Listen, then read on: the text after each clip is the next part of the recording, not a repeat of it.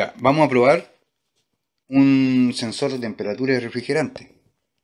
Estos sensores son termistores de coeficiente negativo. Eso significa que a mayor temperatura, menor resistencia. Entonces lo que vamos a hacer va a ser verificar el funcionamiento de este sensor poniéndolo en un anafre o en una olla y vamos a prenderle fuego esperando que vaya subiendo lentamente la temperatura. La temperatura la vamos a ir monitoreando con un termopar, que es este que está acá, que va conectado con este multímetro. En este momento nos está indicando que el agua tiene 15 grados centígrados. Y además estamos midiendo con el otro multímetro la resistencia del sensor en la escala de kilo ohms. Y como podemos ver está conectado directo a los cables, a los pines, perdón, a las clavijas del sensor. El sensor siempre debe estar sumergido en agua. Como se puede ver en la imagen, siempre sumergido en agua, y el termopar también, siempre sumergido en agua para que pueda ver la temperatura. Si se ponen fuera del agua va a tener lecturas incorrectas. Entonces, vamos a encender y vamos a ver qué es lo que ocurre con la temperatura y cómo va variando la resistencia. He detenido un poco el video porque quiero explicarles básicamente cómo funciona un sensor de temperatura. La verdad es que todos los sensores de temperatura funcionan de la misma forma, de maneras muy similares. Hay que recordar que existen dos tipos de sensores de temperatura, los NTC y los PTC, pero en el caso de los sensores de temperatura de refrigerante, que es el que estamos viendo ahora, son sensores de tipo NTC, es decir, son termistores de coeficiente negativo, cuyo valor de resistencia disminuye en la medida que aumenta la temperatura. El circuito de estos sensores de temperatura está compuesto por un módulo de control electrónico y obviamente un sensor de temperatura. Son los dos elementos principales. El sensor de temperatura siempre debe estar sumergido en refrigerante para que pueda hacer las mediciones y las comprobaciones de la manera correcta.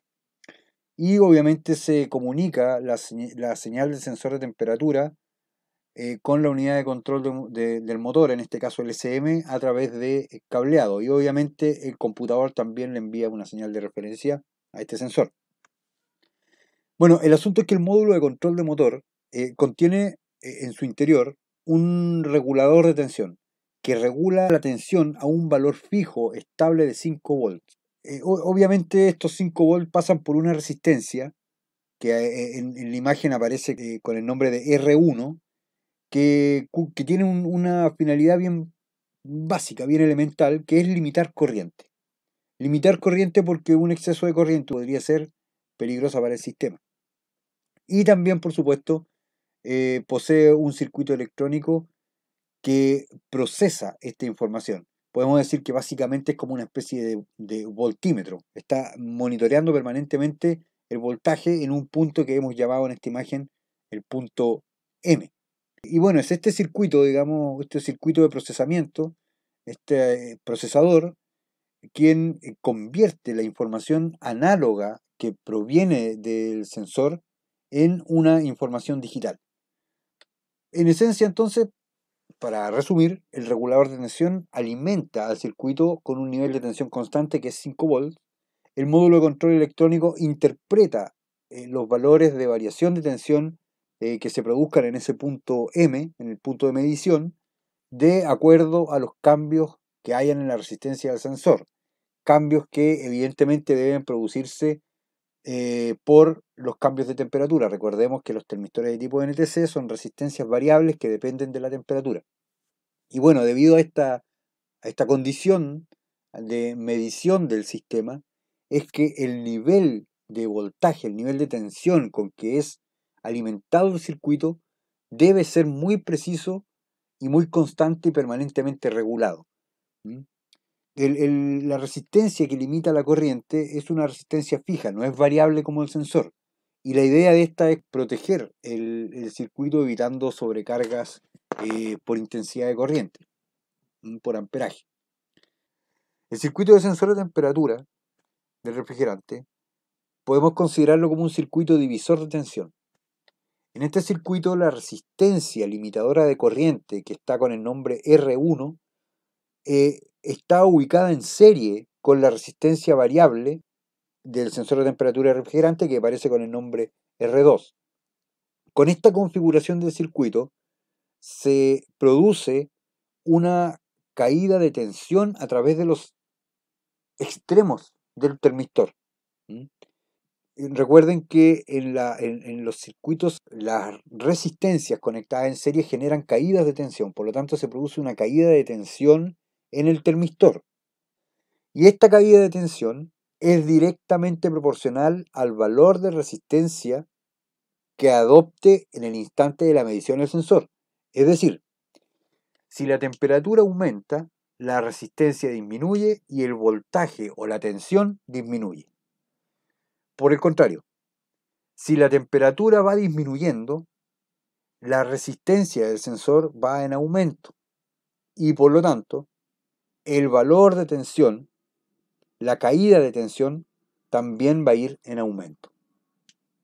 Entonces, esto lo calcula, digamos, este procesador en base a una fórmula que es bastante simple, que es el voltaje medido es igual a la resistencia 2 dividido por la resistencia total, y la resistencia total evidentemente que es la resistencia 1 más la resistencia 2, todo esto multiplicado por el voltaje o la tensión de referencia que son 5 voltios.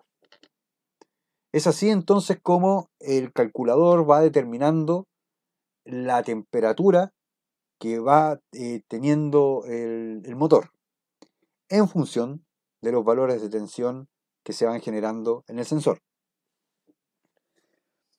El módulo de control de motor, en este caso el SM, utiliza los niveles de tensión que va detectando, que va midiendo en el punto M, como una entrada de información para determinar los cambios de temperatura que se van produciendo en el sistema.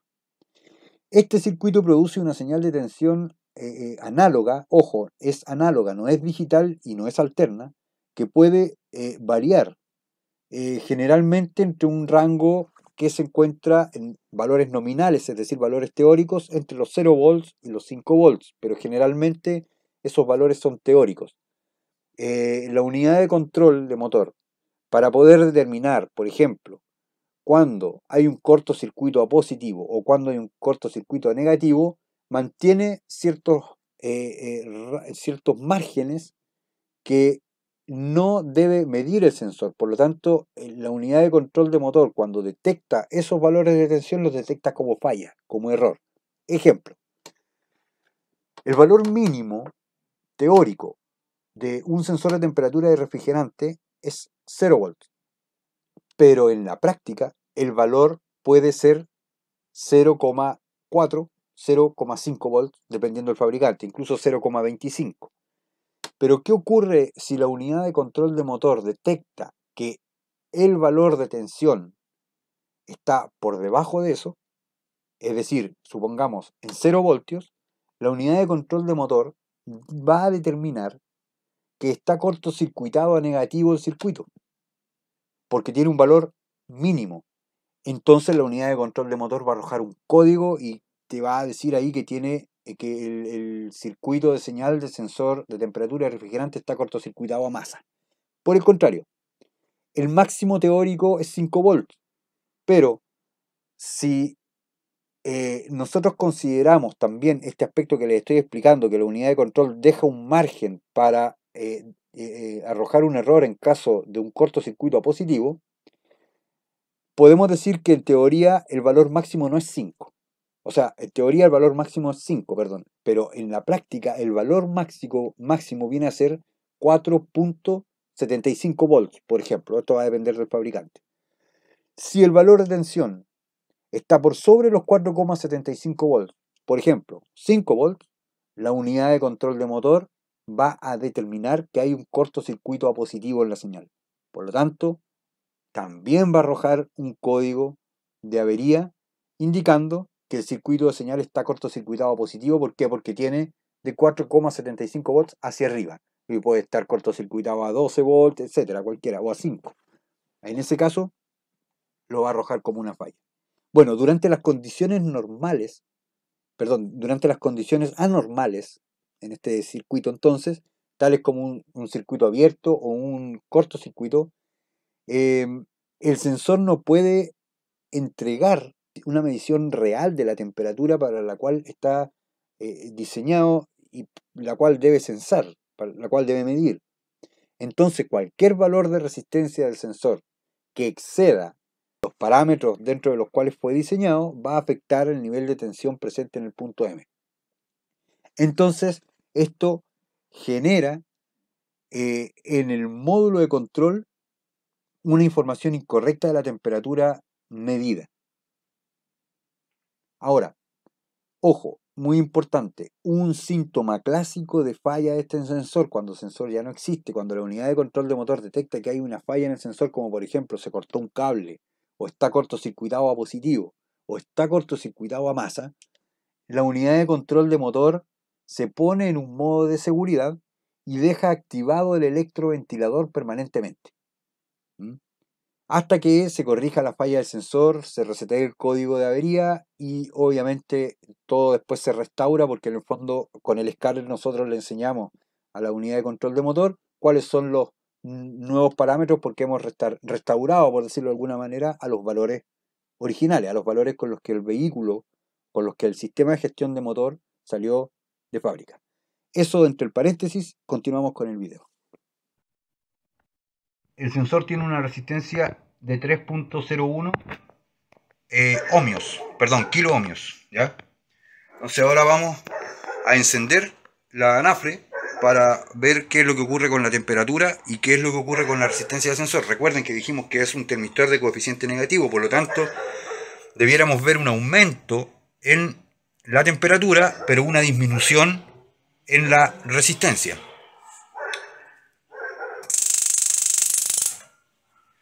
Veamos. Bueno, aquí ya tenemos la anafre, como se puede ver está puesta al fuego. Y vamos a ir viendo cómo la temperatura de pronto va a comenzar a aumentar.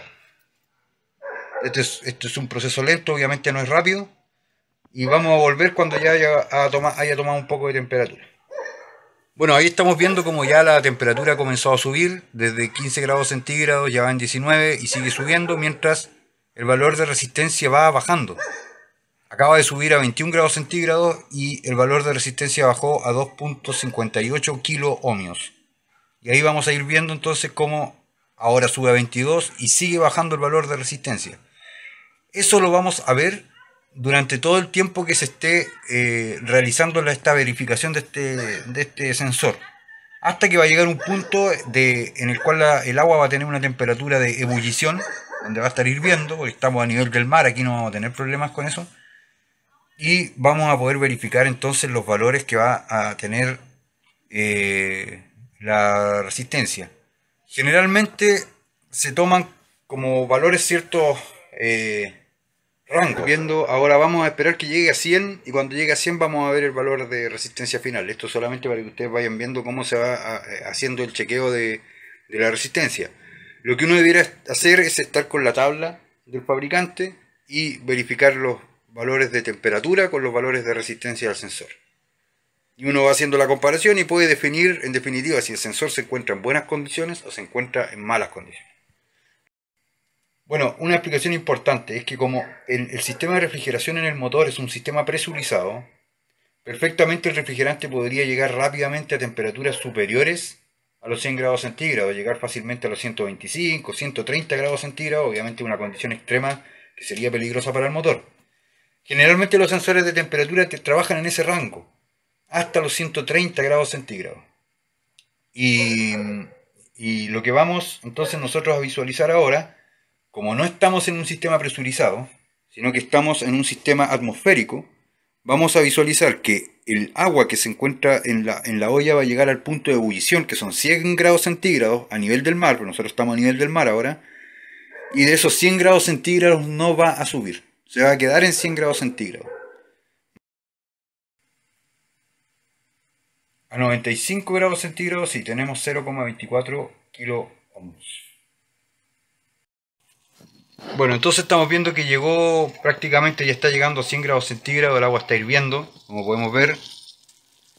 y ya muy cercano a los 100 grados centígrados la temperatura deja de subir, se va a mantener en 100 grados, como les decía recién, porque estamos en una condición atmosférica, es decir, la olla está abierta a nivel del mar y el valor de resistencia ya no va a bajar mucho más. Eso es producto de la curva característica que tiene este sensor.